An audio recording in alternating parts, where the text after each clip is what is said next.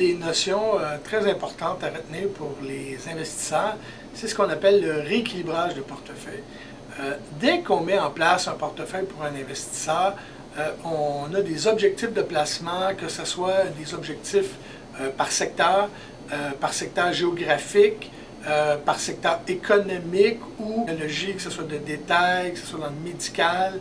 Alors, on essaie, quand on fait un portefeuille, d'équilibrer ce portefeuille-là et ces secteurs-là en fonction des besoins du client, en fonction d'un risque donné.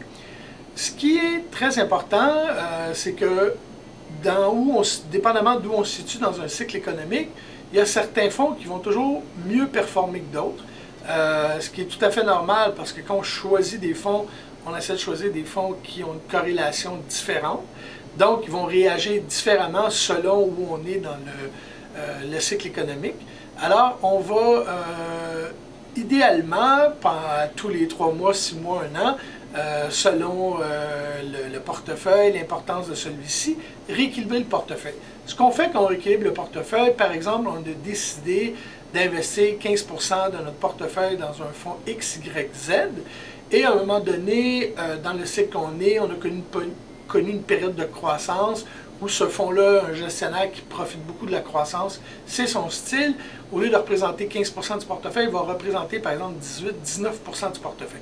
Ce qu'on veut, c'est pas de vendre pour prendre un profit.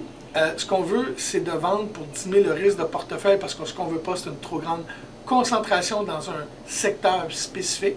Alors, on va vendre 3 ou 4% de ce portefeuille, de ce fonds-là, pour réinvestir dans un des fonds qui est inclus dans notre portefeuille, qui lui a moins bien performé. Alors, ce qu'on fait finalement, c'est qu'on vend une partie d'un fonds, d'un produit financier à l'intérieur de notre portefeuille qui a bien performé, pour acheter un des produits qui a moins bien performé, donc qu'on paye un peu moins cher. Donc, on vend un peu plus haut un produit qui a bien été pour acheter bas un produit qui a moins bien été, à rabais, un peu comme quand on achète à la pharmacie du coin parce que c'est en rabais cette semaine. Et puis, ça nous permet de diminuer le risque de notre portefeuille, de rééquilibrer le portefeuille. Évidemment, quand c'est hors et air, il y a des impacts fiscaux dans certains cas. Pour se prémunir contre ça, beaucoup de compagnies de fonds ont des fonds maintenant qu'on appelle des fonds de catégorie, ou qui sont structurés en compagnie au lieu d'être structurés en fiducie. Alors, ça peut être une alternative intéressante, sans effet fiscal, qui sont intéressantes et qui permettent de diminuer le risque et d'augmenter le rendement de notre portefeuille. Merci. C'était Michel Marcoux pour Avantage Services financiers.